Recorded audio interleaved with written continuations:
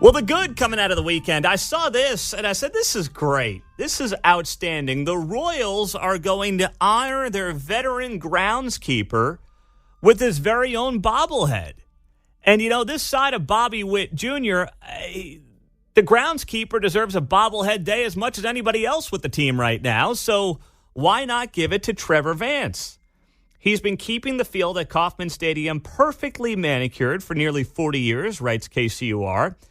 And on August 1st, tomorrow, Royals fans will receive a lawnmower riding Vance bobblehead and see the groundskeeper throw out the game's first pitch. I love it, John. There's nobody on the team who deserves this right now outside of Bobby Witt, so give it to the groundskeeper for crying out loud. Best part of the team is the field anyway at this point. Credit to Trevor. He certainly had a great mentor in George Toma, who used to grow tomatoes out in the bullpen. So Yes, yes. I didn't believe, wow, you know, it's me being an old guy, I can't believe it's that long, but, you know, Congrats to Trevor. That's cool. Ag night tomorrow at the K with my Mets coming to town. So I'm going to try to get the girls out there on Thursday for the day game if it's not going to be 100 degrees. Looked good on the forecast. It did. So that might be another good. That's right. So I'm looking forward to that. Although now I might have to go tomorrow just to get the bobblehead. I mean, I want Trevor's bobblehead. Touché. That's what I want to put in my office and just tap I love bobbleheads. Remember, fans, the first 20,000 lawn tractors will receive if you come in on a lawn. Well, they've had extra bobbleheads at their giveaways this year. I was going to say, if Royals, can you do me a solid? If you don't give away all the bobbleheads tomorrow night, can you hang on to some for Thursday? So maybe you got a chance at getting one on Thursday afternoon if I can get out to the game. Hey, or if you want to sell me one for like $5 if you go tomorrow night, I'll take it off your hands because I'm a sucker for a good bobblehead. Never mind one of the groundskeeper. I think that's great. So I like when teams honor some of the folks that maybe people aren't as well aware of, and never mind getting a bobblehead. That's pretty damn good. So that is the good coming out of the weekend. The bad, on a somewhat similar sports note, but not really a sports note, Washington, D.C. sports radio host was fired over the weekend after comments he made about a female TV reporter who was covering the Washington Commanders. Now, no, this is not like a corporation overreacting to some dopey comments and going woke. This is a host who I talk 4 hours a day, 20 hours a week.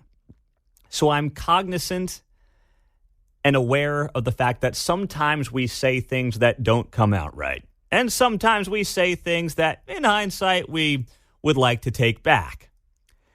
This is just being an absolute buffoon and moron. So Don Geronimo made these comments on air about a TV reporter in town, Charlotte McBride. So he's on the air, and he shouts towards McBride, this female TV reporter, "Hey, look, Barbie's here. Hi, Barbie girl. I'm guessing she's a cheerleader." Okay, now, that's just kind of inappropriate, right? You shouldn't be saying stuff like that. But then it gets worse. Later in the broadcast, Geronimo saw this TV reporter McBride again and mentioned that she was the woman that his co-host had thought was tight.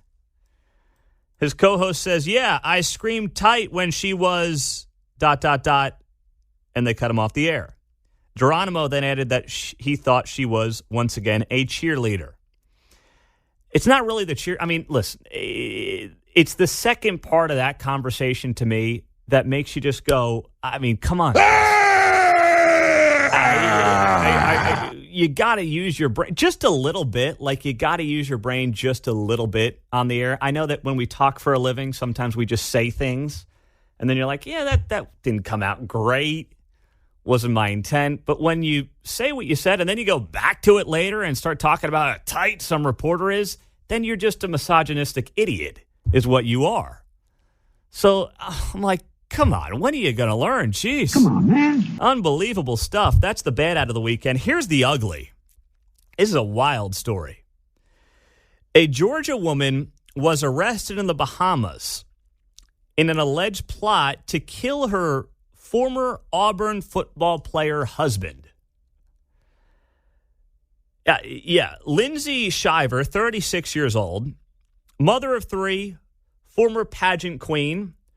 Her ex-husband Robert Shiver, 38 years old, played football at Auburn. She was caught when Bahamian police accidentally stumbled on her alleged scheme to murder her husband while they were investigating a different case. Two men, Terrence Bethel, 28, identified by the outlet as Lindsay Shiver's lover, and Farron Newbold were also arrested in the alleged scheme. So you got this former Auburn player who was about to be murdered by his estranged wife in the Bahamas. She's a former beauty pageant queen in Georgia. They have 3 kids together, and she was going to, along with her new lover, murder her ex-husband. And the police in the Bahamas just stumbled upon this case. So local police in the Bahamas unearthed texts which detailed the plot while they searched the phone of a suspected burglar at a bar and grill in the Bahamas earlier this month. You can't write this script. Robert and Lindsay Shiver owned a house in the Bahamas near where she met her alleged lover. Robert Shiver was a snapper for the Auburn Tigers 2006 to 2008, had filed for divorce when he learned his wife was involved in a romantic relationship with this man. The couple shares 3 sons together. She was Miss Houston County in Georgia in 2005 and finished second in the National Peanut Festival pageant that year, according to the outlet. She allegedly paid a would-be hitman to carry out the murder after her husband filed for the split. Oh, my goodness. Imagine your estranged wife who you are filing divorce from because she was cheating on you after you had 3 sons and finding out that she had a plot to kill you. And the only reason that the Bahamian police found out about it is because of a separate burglary that they were investigating. My, oh, my, oh, my. Woo, boy. I got along with everybody. Jeez. You get along with nobody. Unbelievable.